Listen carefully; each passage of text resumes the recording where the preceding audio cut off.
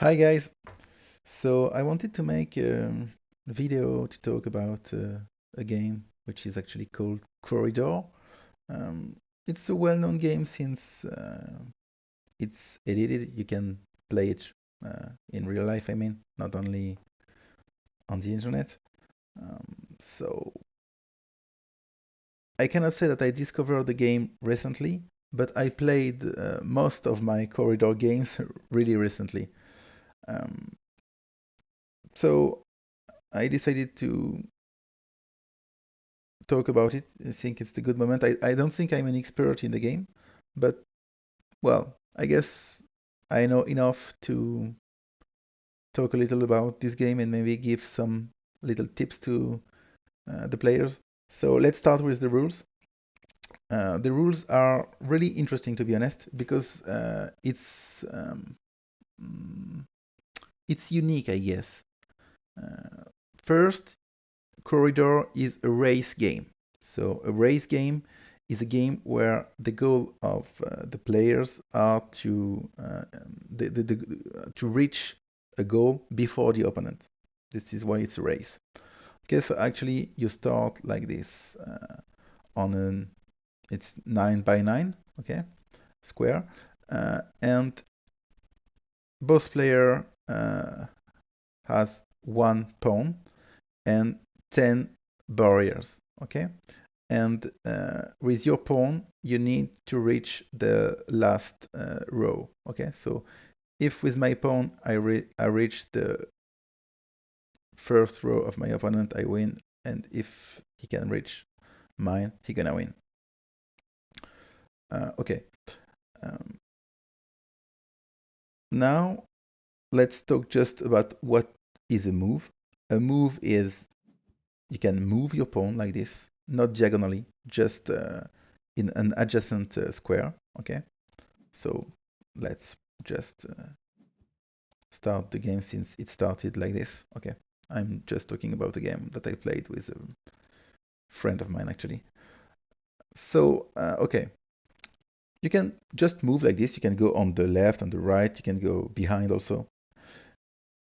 Or instead of moving, you can place a barrier. Also, if the two pawns are in adjacent square, you can jump over the opponent pawn. Okay. So now let's talk about the barrier. You can just put a barrier somewhere. Okay. So now my opponent played this barrier. Okay. He is white and I'm black. So as you can see, the idea is he placed his barrier behind his pawn. The idea is this barrier will block me, but not him, since the barrier is already behind him. So this is why usually at the start, players gonna place some barriers behind them. Okay. You need to know that actually I didn't talk about all the rules of the game, but I will wait a little to talk about something because it's really the most interesting part of the game, but I'm just keeping it just a few seconds, and I will talk about this just later. Okay, so let's continue with the barrier. I will just show how the game is going.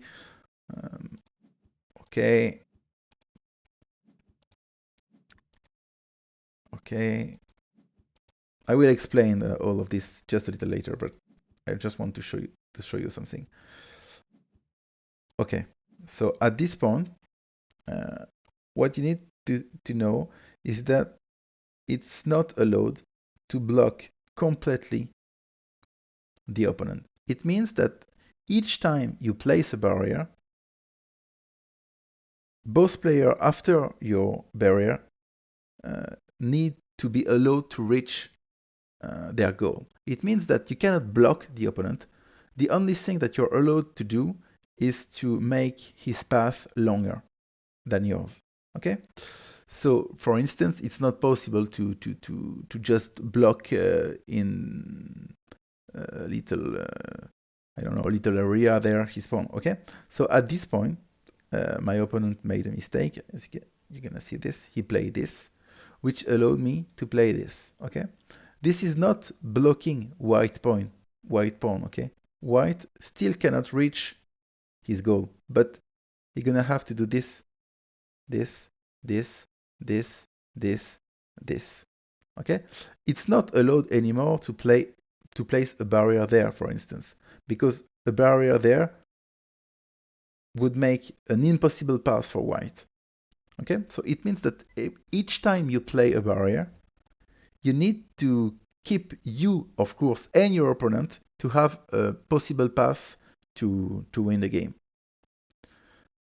So this is what is actually making the game really unique, because it's a race game, but you cannot block your opponent. You need to block your opponent enough to be faster than him, but you cannot block him defiantly. You can just make the pass longer using your barrier. And this is really interesting. I mean, I don't have other abstract games in my mind where you have something like this. It's something really unique, and this is why I think that this game is really interesting, because to be honest, usually I don't really like race games. Well, it's not the games that I like the most, but this fact that you can block your opponent but not completely is something which is really funny, and you need to be really smart actually to use this fact um, to be a benefit for you. It's like you can block almost yourself, so that you're gonna have only one possible pass, and so this pass will be shorter than the pass of the opponent. Okay, so now I will give more details. I will go back and explain all the game, and we're gonna see some really important principles in Quoridor. So let's start again this game. So usually when you play at the start, players are happy to go in the center, or maybe not in the center, but well, to move a little their pawn, so that then they can place their first barrier behind them, so that this barrier gonna block the opponent but not themselves.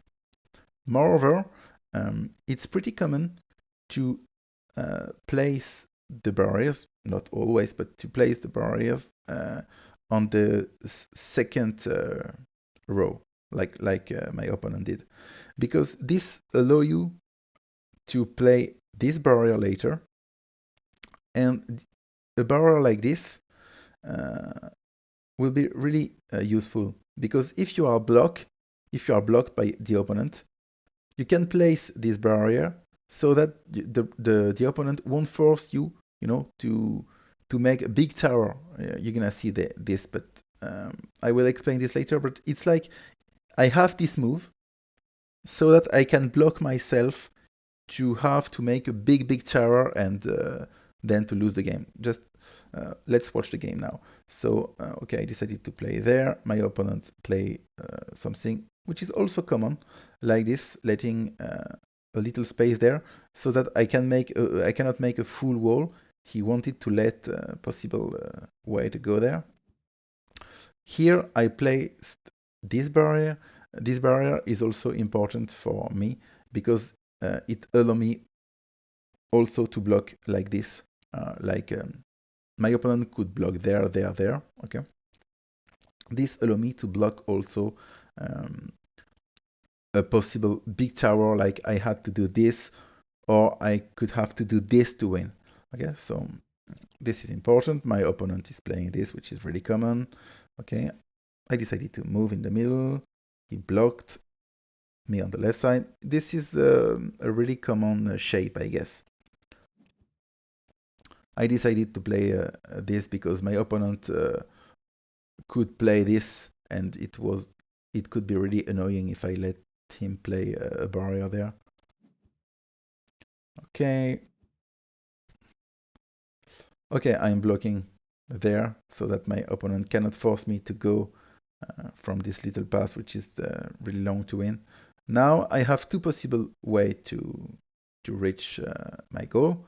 I can go on the right side, I can go on the left side. And if my opponent block me, he could force me to make a big tower like this or like this. But I know that it's not possible, because if he's trying to do this, I will just block myself like this. Okay? So let's see the rest of the game. Okay, so at this point, I decided to block myself off on a possible big tower. Okay? And now my opponent also blocked on the left side. He blocked a possible pass. So now, as you can see, for white, it's not possible anymore to go there and to win around there. So he's forcing him to go there, which is really smart, so that he won't start to go on the left side, then I will block him, and now he will have to go on the right side. It's too long. So he wants to have only one pass. This is usually what you are trying to do, having only one pass. If you have two possible passes, it's a problem in this game, because if you start to go on one of them, then the opponent will block you, and you still have another one. If you have only one possible pass, it's not allowed for the opponent to block you. Because if he blocks your pass, it means that you cannot win anymore, and this is not allowed from the rules. And at this point, I will show you something which is absolutely central in the game. There is a moment where the opponent is threatening to force you to make a big tower, and this is the moment where you need to block the second pass. So at this point, there is only one possible way to win for white. Okay, actually white can win with two possible passes. He can go like this, okay? But if I block him, he can also go like this, which is so long. So if you can see, when I play this, I'm threatening to play this. If I play this, actually, let's see what happened. My opponent will have to make the big tower to win. And so I'm absolutely sure to win the game. So at this point, what would be the move for my opponent? Of course, this move. He had to block himself there. Not playing this, it's weaker, because it forces me to go on the left side. I cannot win anymore on the right side, and you want to let two possible passes for your opponent. So my opponent doesn't want to play this, because it would say, okay man, there is only one pass for you. You can go on the left side and try to win. So it would be better to play something like this. If you play this, white has only one way to win. There, he cannot make the big tower anymore, so I'm not allowed to block him. And black still can go on the left and still can go on the right. Okay? He missed this and he played this, and now it's 100% lost for him, because I played this move and I blocked him. So now, of course, he can GG, and the game is over, because, okay, as you can see, to win, I have, let's say, even if he used some barriers, something like 10 moves to win, and he has something like 40, so it's ridiculously won, actually. So we played just some moves to finish the game, but it doesn't make sense to watch this anymore. So, okay. So we saw there, I mean, two big principles. First, you always want to have only one path for you, and to give multiple passes for your opponent. The reason is, if you have only one pass, you know that the opponent is not allowed to block you. And if you let multiple passes for your opponent, if he's starting to go on one of them, then you can block him. He will have to go back, so it's long, and try to win with another pass. So he's losing time, and you're gonna win the game. Okay? And there is a second really important principle in Quoridor.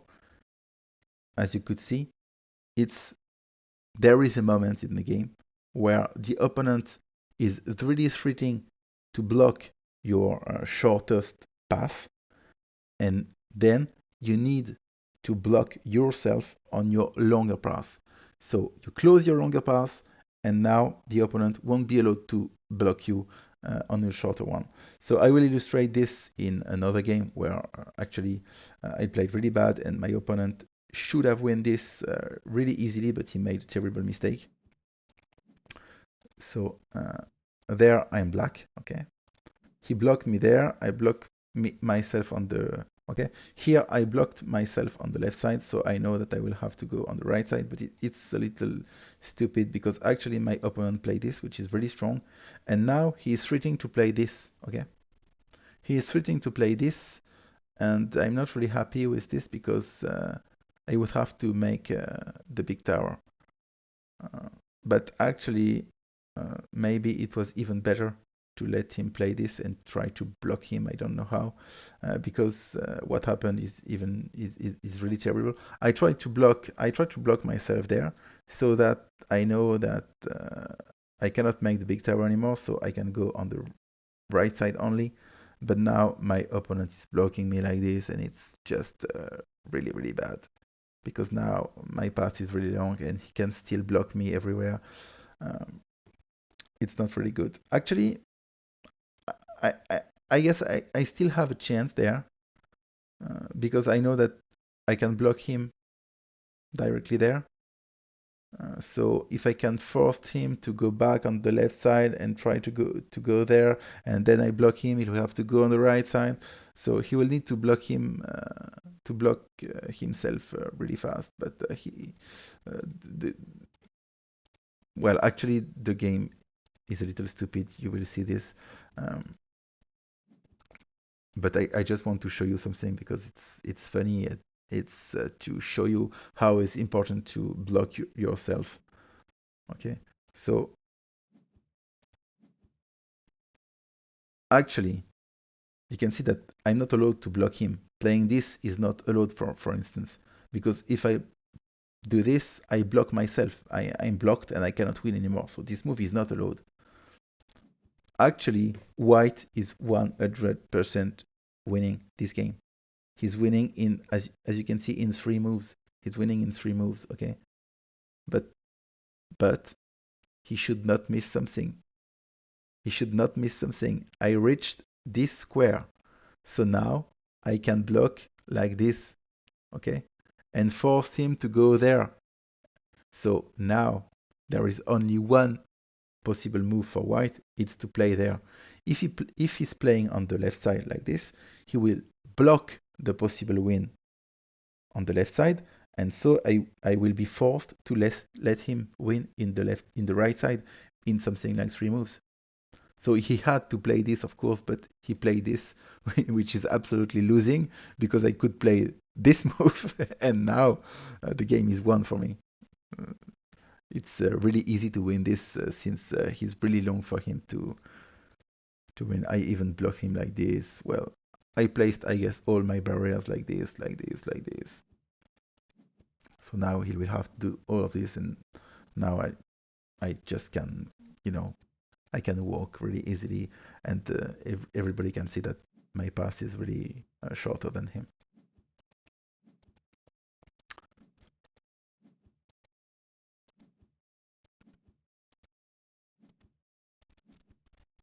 He's trying to make my path longer, but well, it's not enough. It's like he gonna win in something like 10 moves, and I already won the game. So I was really uh, relaxed there. Okay, and I wanted to show you another principle, which is really important also in this last game.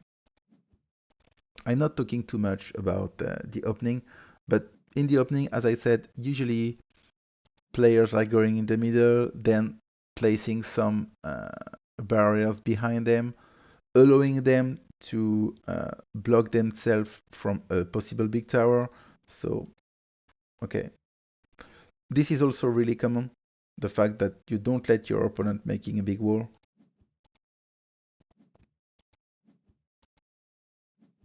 Okay, here I decided to play this so that my big tower is not possible anymore. well, there my opponent made a mistake. He played something like this instead of playing this and then this, so that he could block him also from a possible big tower, but he decided to play something which is actually stupid, because it allowed me to play this and now this. So now he had to make the big tower. But I'm not showing you this game for this fact. I want to show you something really different. Okay, here I decided to block him like this. He had to go back. Uh, the big principle will come really soon. Okay.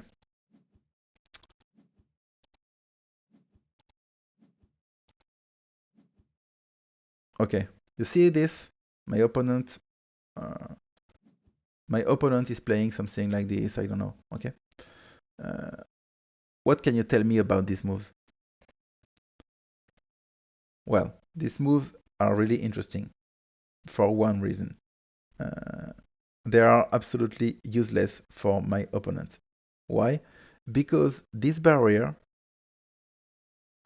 make me a longer pass, but it makes also himself a longer pass. Okay, and this is useless. This is useless because see, to win, black need to go there, there, there, and to win. So these two barriers are even worse for my opponent than for me. Okay, so the really important principle that I wanted to talk about Quoridor is that when you place a barrier,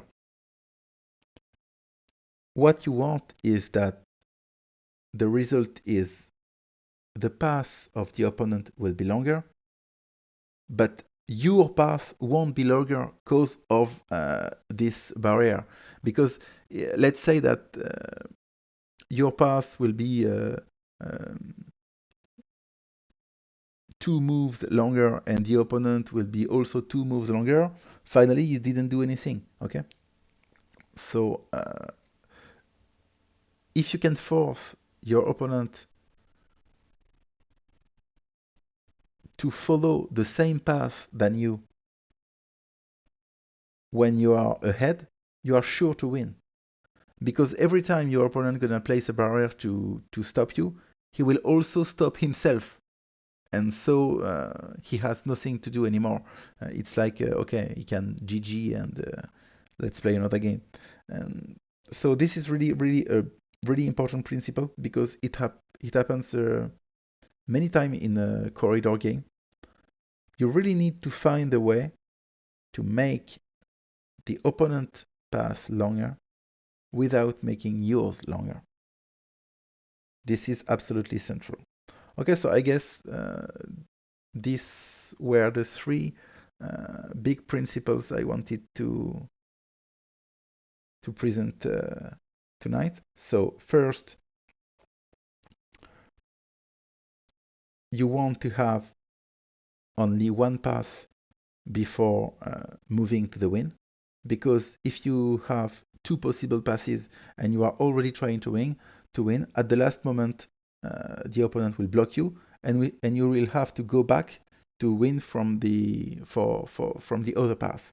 So you want only one pass for you, and you want multiple passes, of course, for the same reason for your opponent, so that if your opponent gonna try to win uh, using one pass, you're gonna block him at the last moment, and he will have to go back, and you're gonna win the game. Okay, so this is the first big principle. The second big principle is you need to play so that you always allow you to close your longer pass in one move.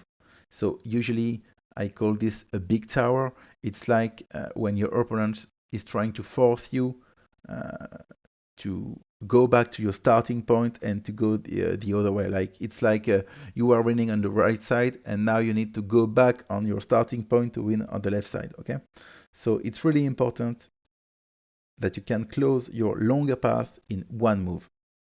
2 moves is too much. It's like you need to be allowed to close your longer path in one move. It's really important. And the third principle is that you need to try to use your barrier so that when you use it, it only make the winning path of your opponent longer and not your own path longer. Well, that's all. I talk also a little about the opening, but I don't have much to say about this. And I don't have much to say about Quoridor, but I think I already gave some big principles, presented the rules, and also pointed out that this fact that you have a race game where you try to block your opponent, but where it's forbidden to block him completely, make the game really unique, which is really funny to play, to be honest. When you start, to be what I can say, like an expert in games, what you like is when you discover a game which is different. Playing a game which is really similar to another game that you already know is not really what you want. And to have this really special rule in Quoridor makes that it's really unique, and for a race game it's particularly nice, to be honest, because personally race games are not my preferred games. Well, that's all. I hope you enjoyed the video, and I hope it can help you to enjoy this wonderful game. Bye bye.